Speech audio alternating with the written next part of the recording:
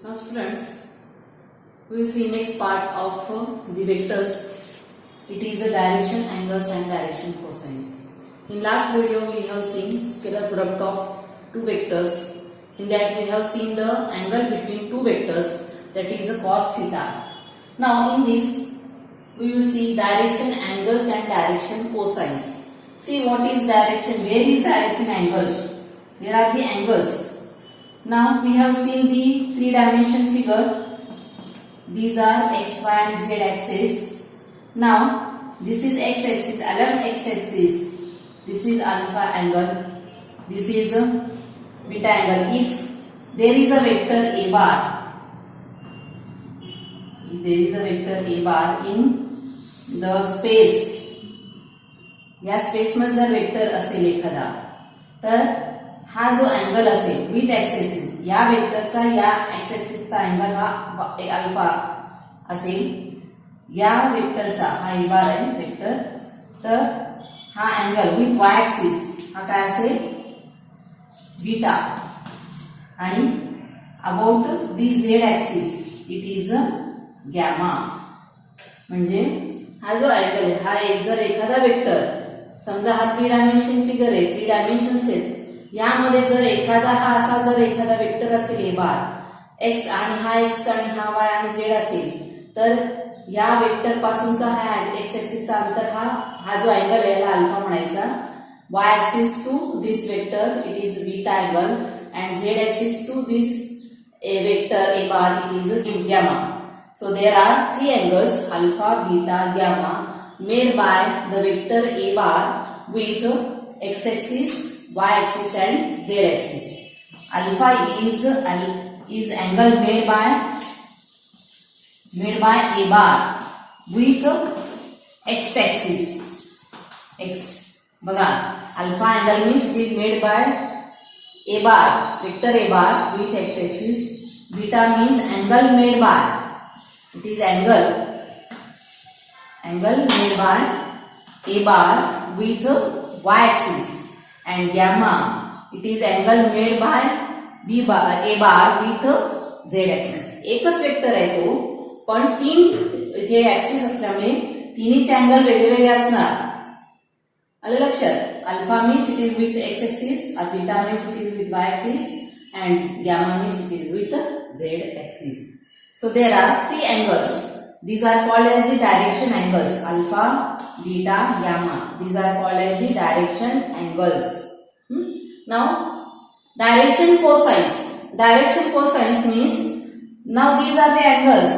If we take cosine of that, म्हणजे cos alpha, cos beta आणि cos gamma, हे जे तीन अँगल्स आहेत ह्याला काय म्हणणार? Direction cosines. डायरेक्शन अँगल्स तर माहिती आहेत, अल्फा, बीटा, गॅमा. त्याचा जर आपण कोसाइन अँगल घेतला तर त्याला डायरेक्शन कोसाइन म्हणायचे. आलं लक्षात? Cos alpha, cos beta, cos gamma, these are called as the direction cosines, and alpha, beta, gamma, these are called as the direction angles. Now direction cosines we have seen cos alpha, cos beta, cos gamma, these are the direction cosines. Now direction cosines are denoted by letters L, M and N. So we can write L is equal to cos alpha, M is equal to cos beta and N is equal to cos gamma. Using the small letters. आता इथे alpha, beta, gamma. Alpha, beta, gamma means these are the direction angles. And L, M, N means these are the direction cosines, because L means cos alpha, M means cos beta and N means cos gamma. जेव्हा जेव्हा इथे आपल्याला element असे small letters असतील या vector मध्ये, तर ते काय असणार आहेत? these are the direction cosines. There are three direction cosines: cos alpha, cos beta and cos gamma. Now we see the relation between these three L, M and N. आता पुढचा जो पार्ट आहे तो आहे डायरेक्शन रेशियोज. मी अगदी थोडक्यात तुम्हाला सांगते, पुस्तकात सगळं वेगळं काहीतरी दिलेलं आहे. Direction ratios. These are the direction cosines. Now see direction ratios. Direction cosine direction angle पाहिला, direction cosine पाहिला, आता direction ratios.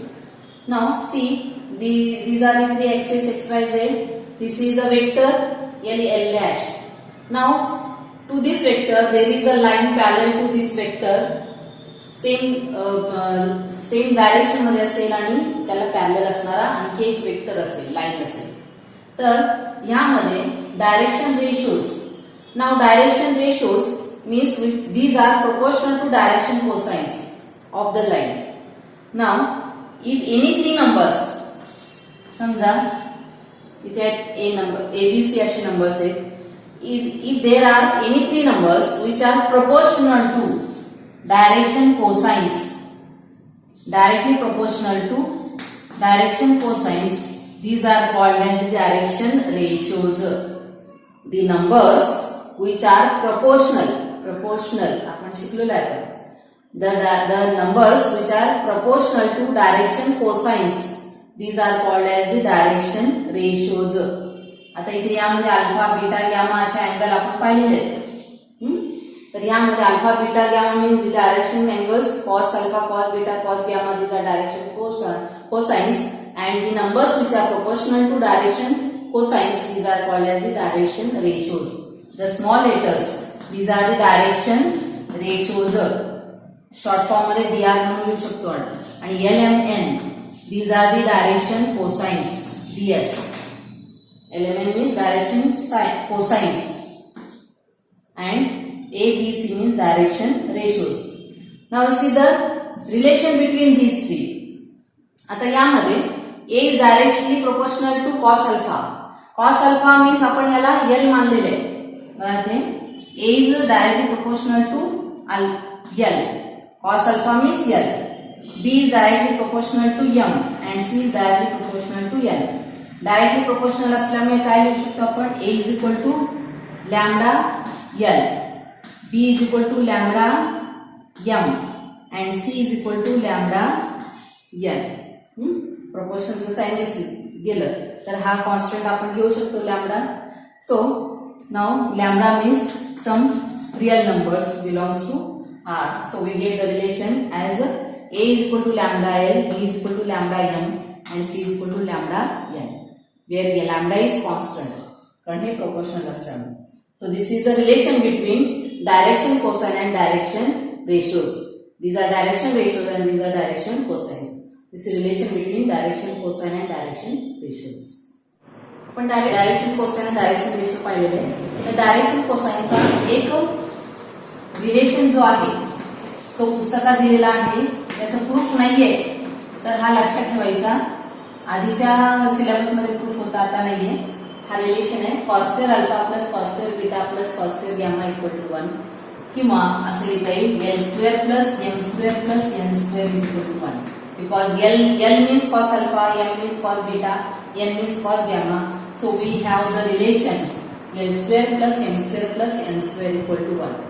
हा जो रिलेशन आहे तो आहे प्युअरली cos डायरेक्शन कोसाइनचा हा रिलेशन आहे. डायरेक्शन कोसाइन्स जे आहे त्याचा हा रिलेशन आहे. याचं प्रूफ पुस्तकात आहे, फक्त हा लक्षात ठेवायचा आपण formula L square plus M square plus N square equal to 1. तो इथे आपण वापरणार आहे. Now see friends, we will see relation between direction ratios and direction cosines. Now here A, B, C, these are direction ratios and L, M, N are direction cosines. Now by definition of direction ratios, we have seen L upon A is equal to M upon B is equal to N upon C is equal to lambda. कारण आपण पाहिलेले L is directly proportional to A. त्यावर आपण हा relation काढलेला आहे. L upon A is equal to lambda, M upon B is equal to and N upon C is equal to lambda. Therefore we can write L is equal to lambda A, M equal to lambda B and N is equal to lambda C. Now this relation we know the relation L square plus M square plus N square equal to 1. Put these values from this. L means A lambda, this is B lambda, lambda C square. Squaring केलं आणि यातून lambda square जर common काढला तर bracket मध्ये राहणार A square plus B square plus C square. So we get lambda square is 1 upon A square plus B square plus B square plus C square. Now taking square root we get lambda square root घेतल्यानंतर दोन values मिळतात, positive आणि negative. So we get lambda is equal to plus minus 1 upon this goes to in the square root of a square plus b square plus c square. ही झाली लॅम्बडाची value. मग lambda means a upon l upon a. So we can write l is equal काय a lambda. मग काय ना यामध्ये value ठेवली आपण, लॅम्बडाची व्हॅल्यू ठेवली. Lambda means 1 upon. So we get here l is equal to a plus minus root of a square plus b square plus c square. Similarly m means lambda b. लॅम्बडाची value आहे मग काय ना b upon plus minus root of a square plus b square plus c square. आणि n means it is a plus minus c upon root a square plus b square plus c square. असे तीन values आपल्याला मिळतील. LMN means direction cosines and ABC means direction ratios. So this is relation between direction ratios and direction cosines. C L means plus minus A. L ला A येणार, M ला B येणार आणि N ला C येणार. आणि denominator मध्ये common तीनला same असेल. So this is all about relation between direction ratios and direction cosines. यावर एक्सरसाइज दिलेला आहे, सॉल्व्ड एक्झाम्पल दिलेले आहे. डायरेक्शन कोसाइन आणि डायरेक्शन रेशियोज कसे काढायचे तर ते तुम्ही सॉल्व्ह करायचे आहेत. वहीमध्ये लिहायचे solved example. You have to write the examples and see the exercise. So this is all about the direction ratios and direction cosines. हा आधीच्या सिलेबस मध्ये 11वीला होता, तो आता आपल्याला 12वीला आलेला आहे. तर यामध्ये फक्त लक्षात काय ठेवणार, डायरेक्शन रेशियो म्हणजे काय, डायरेक्शन कोसाइन्स म्हणजे काय, alpha beta gamma, then LMN and small letters ABC एवढंच आहे. आणि हा रिलेशन महत्वाचा आहे. हा एक रिलेशन लक्षात ठेवायचा आणि हा एक फॉर्म्युला जो आहे हा फॉर्म्युला लक्षात ठेवा. आणि एलिमेंटचे हे तीन एक्सप्रेशन जे आहेत ते महत्वाचे आहेत. तर सगळे एक्झाम्पल यावरच आहेत. डायरेक्शन कोसाइन डायरेक्शन रेशियोज तो तुम्ही सॉल्व्ह करू शकता. So this is all about direction cosines and direction ratios.